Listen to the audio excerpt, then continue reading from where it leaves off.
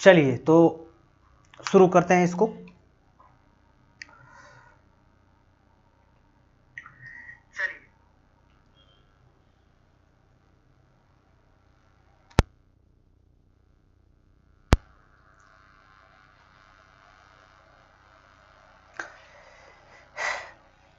देखिए बिहार दरोगा, चूँकि उम्मीद है कि दिसंबर वगैरह में जब भी एग्ज़ाम हो, उम्मीद है कि जल्दी हो ही जाएगा। 1273 पोस्ट है और जो क्वेश्चन पूछने के पैटर्न है उसमें जो बदलाव आए हैं उसके अनुसार हम लोग काम करेंगे। और अब जो है मेरा क्लास रोज़ चलेगा लगभग वही 7 बजे से। आज मैं लेट हूँ, 7 बजे से मैं क्लास रोज़ लाऊंगा, चाहे इतिहास कक्षा लेकर आऊँ या फिर पॉलिटी की कक्षा लेकर आऊँ या फिर भूगोल की लेकर आऊँ या फिर साइंस की लेकर आऊँ, फिर क्वेश्चन आंसर सीरीज भी मैं लेकर आऊँगा जल्द ही। तो इस बार जो है हम सारे पहलुओं पे चर्चा करेंगे जिसमें जो है जो एग्ज़ाम में पूछते हैं। देखिए एग्ज़ाम अब जो थोड़ा कठिन हो गया है, थोड़ा पहले से ज़्यादा कठिन, क्वेश्चन पूछने के तरीके थोड़े बदल गए हैं, तो इस अनुसार हम क्वेश्चन भी और पढ़ाने के तरीके में बदलाव हम लेकर आएंगे। थोड़ा सा देखिए हम मतलब बीपीएससी तक पहुंचेंगे, मतलब जो बिहार पीसीएस तो नहीं कह सकते, लेकिन हाँ पीसीएस कह सकते हैं कि थोड़ा हम क्वेश्चन के रेंज को पीसीएस तक लेके जाएंगे और नीचे जो है दरोगा से क्वेश्चन पूछते हैं वहाँ तक रखेंगे। थोड़ा सा लेवल उठाएंगे क्वेश्चन का। क्वेश्चन का लेवल उठाने का मतलब ये नहीं है कि ऐसा मैं क्वेश्चन का लेवल उठा लूँ जो आपको आया ही नहीं, और जो प्रश्न मैं रखूँगा आपके सामने वो प्रश्न काफ़ी जो है अच्छे होंगे, काफ़ी तार्किक होंगे, काफ़ी विश्लेषणात्मक प्रश्न होंगे जिसमें आपको समझ में भी आए और क्वेश्चन वहाँ से निकलने की संभावना हो। मैं इतना भी इन्फॉर्मेशन नहीं दूंगा जो आपके लिए मोनोटोनस हो जाए। और अभी जो मैं अभी क्लास लूँगा जो हड़प्पा सिविलाइजेशन का है, पार्ट 1 है, एक पार्ट और आएगा, क्योंकि देखिए क्वेश्चन एक ही पूछेंगे, एक ही क्वेश्चन पूछेंगे, लेकिन अब क्वेश्चन ऐसे पूछ देंगे जो आएगा ही नहीं, तो दिक्कत है। अच्छा ऐसा नहीं कि आपको नहीं आएगा क्वेश्चन आ सकता है, बिल्कुल आ सकता है, पढ़ेंगे तो जरूर आएगा, लेकिन उन पहलुओं को भी हम ध्यान में रखेंगे जो मैं अभी डिस्कस करूंगा आपसे। जो हमने क्या कहा कि हम थोड़ा पीसीएस लेवल तक चलेंगे और जो है थोड़ा नीचे एक नॉर्मल जो प्रश्न होता है वहां तक चलेंगे।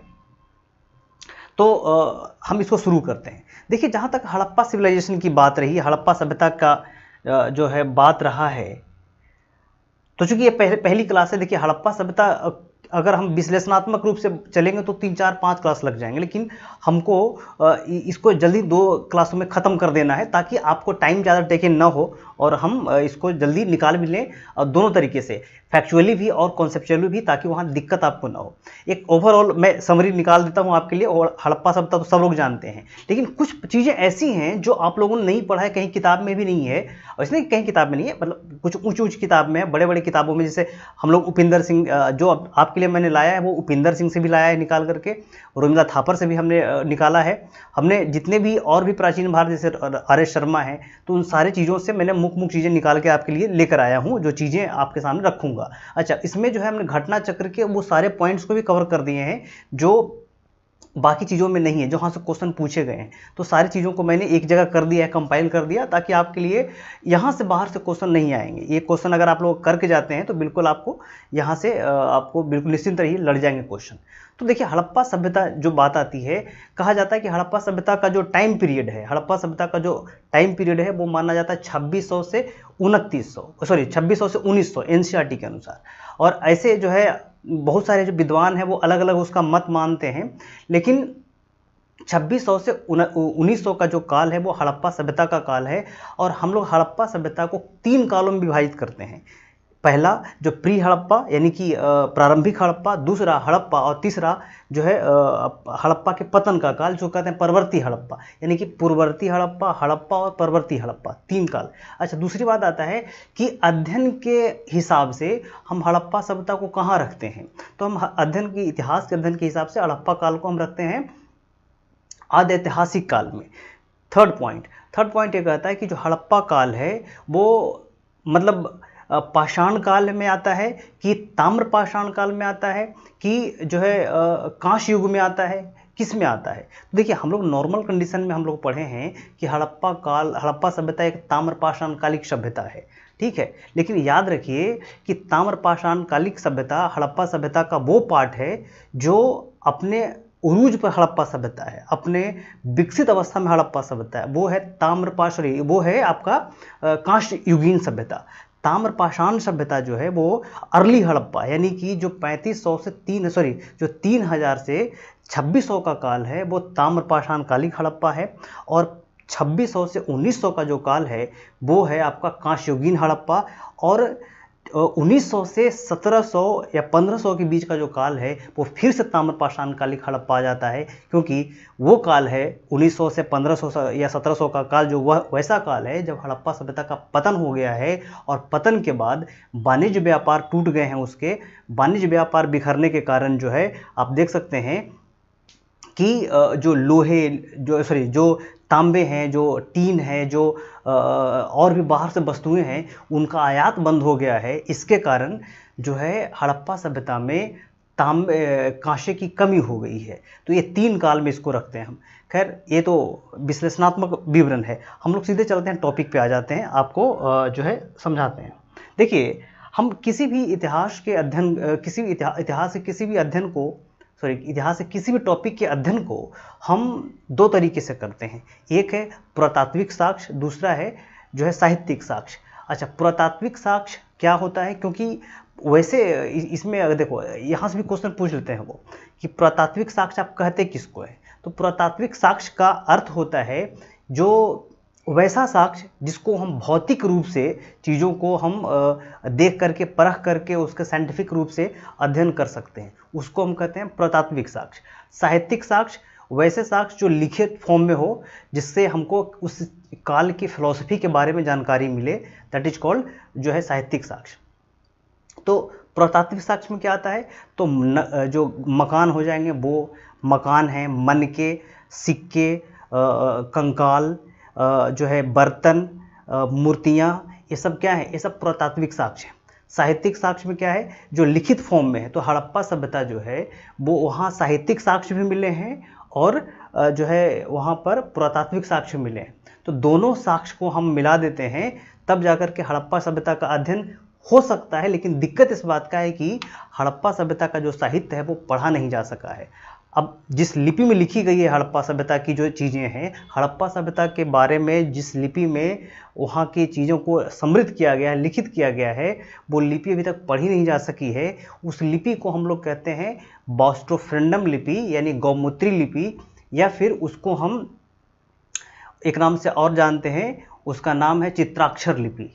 ठीक है, तो ये हड़प्पा सभ्यता की लिपि है। लेकिन जब मैं क्लास शुरू करूं उससे पहले मैं आपको बता दूं कि देखिए हड़प्पा सभ्यता से क्वेश्चन जो पूछते हैं, अब थोड़ा सा क्वेश्चन पूछने के उनके पैटर्न बदल गए हैं कि कौन कौन से स्थल हैं कहाँ पर। तो इसको एक बार आप देख सकते हैं, ये मैप मैं लेकर आया हूँ आपके लिए।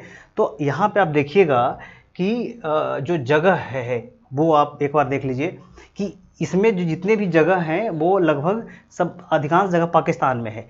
तो जो हड़प्पा सभ्यता का जो नाम है हड़प्पा क्यों पड़ा है तो सबको पता है या नहीं पता है, तो आपको मैं बता दूं कि हड़प्पा सभ्यता का नाम इसलिए हड़प्पा पड़ा है क्योंकि हड़प्पा जो है वो हड़प्पा नदी के किनारे हड़प्पा गांव में पहली बार खुदाई हुई थी, इसलिए इसका नाम हड़प्पा पड़ गया। और सिंधु घाटी सभ्यता इसी का नाम है क्योंकि वो सिंधु नदी के किनारे किनारे सभ्यता बसी हुई है, इसलिए इसको हम सिंधु घाटी सभ्यता कहते हैं। ये 1 नंबर में आ गया। अब देखिए हड़प्पा है कहाँ पे, तो याद रखिए कि हड़प्पा जो है यहाँ पे है, आपको दिख जाएगा ये इस इलाके में, ये पाकिस्तान में है, रावी नदी के किनारे हड़प्पा स्थित है। उसके बाद एक डाबरकोट आपको दिख जाएगा, डाबरकोट भी यहाँ पे आपको दिख जाएगा ये। उसके बाद आप देखा सीबी, संधानवाला, शकूर, मोहनजोदड़ो, कोटदीजी, अली मुराद और चांदहुदरो, ये सारे जो है इन इलाकों में हैं, आपको मिल जाएंगे यहाँ पर पाकिस्तान में। फिर आमरी मिल जाएगा, पाकिस्तान में ही है। बालाकोट, अल्लाहदीनो, नुहातो, कुल्ली, सुतका गेंडोर और सोथी, ये सारे जो चीज़ें हैं आपको मिल जाएंगे। देखिए सोथी केवल जो है आपको मिलेगा कहाँ पर, तो ये मिलेगा राजस्थान में, बाकी सारी चीज़ें जो है आपको मिलेंगी कहाँ, तो आपको पाकिस्तान में मिलेंगी। क्लियर है। अब देखिए कि इसके बाद आइए, इसके बाद एक मैप और है। अब देखिए हम लोगों ने देखा है कि हड़प्पा सभ्यता आप जब भी पढ़िए तो एक बात तो आपको देखना ही पड़ेगा कि हड़प्पा सभ्यता का जो पूर्वी स्थल है, हड़प्पा सभ्यता का जो पश्चिमी स्थल है, उत्तरी स्थल और दक्षिणी स्थल, ये बार बार पूछते हैं। तो हड़प्पा सभ्यता का पूर्वी स्थल सबको पता है कहाँ भैया, तो ये उत्तर प्रदेश में एक जगह है, कहाँ, तो आलमगीरपुर, ये यहाँ पे है आलमगीरपुर, उत्तर प्रदेश में आलमगीरपुर है पूर्वी स्थल। पश्चिमी स्थल जो आपको मिल जाएगा पाकिस्तान में, यहाँ पर आपको मिल जाएगा बलूचिस्तान में कौन, सुदका गेंडोर, और उत्तरी स्थल जो है जम्मू कश्मीर में मांदा, और दक्षिणी स्थल आपको मिल जाएगा गोदावरी नदी के किनारे यानी कि महाराष्ट्र में दाइमाबाद। तो ये तो आपके उत्तर दक्षिण पूर्वी पश्चिम स्थल हो गए। अब देखिए कि कुछ और भी स्थल हैं, जैसे मांडा, मांडा जो है वो यहाँ पे है, ये इलाका आपको दिख जाएगा, सॉरी मांडा 1 नंबर में है यहाँ पे जम्मू कश्मीर में, अभी मैं बता रहा था आपको मांडा है। रोपड़ पंजाब में आपको मिल जाएगा, फिर संघोल पंजाब मिल जाएगा, रोहिल आपको पंजाब में ही मिल जाएगा।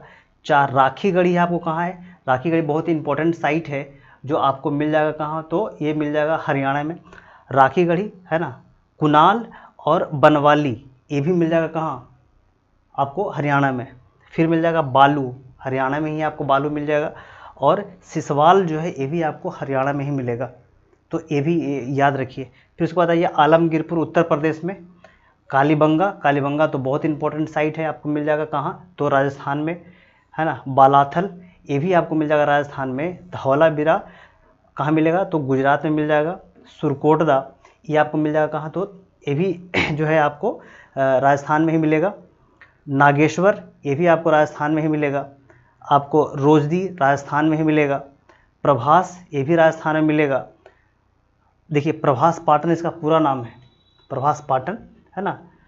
सोमनाथ और देवी पाटन ये भी आपको जो है राजस्थान में ही मिलेगा। पादरी, पादरी भी आपको कहाँ मिलेगा, तो आपको राजस्थान में ही मिलेगा। रंगपुर राजस्थान में मिलेगा। लोथल सब लोग जानते हैं राजस्थान में, भोगवा नदी के किनारे है लोथल, राजस्थान में ही मिलेगा। भगत राव ये भी आपको राजस्थान में ही मिलेगा। देसलपुर, देसलपुर भी आपको जो है राजस्थान में ही मिलेगा।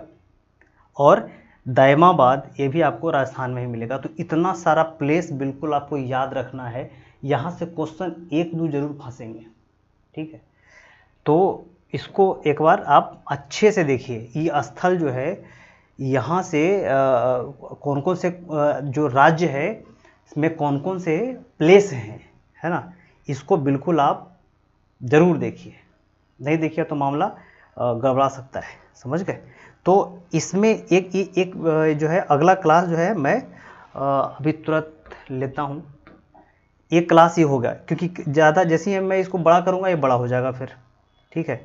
तो एक क्लास में इसको रखता हूँ, फिर अगला क्लास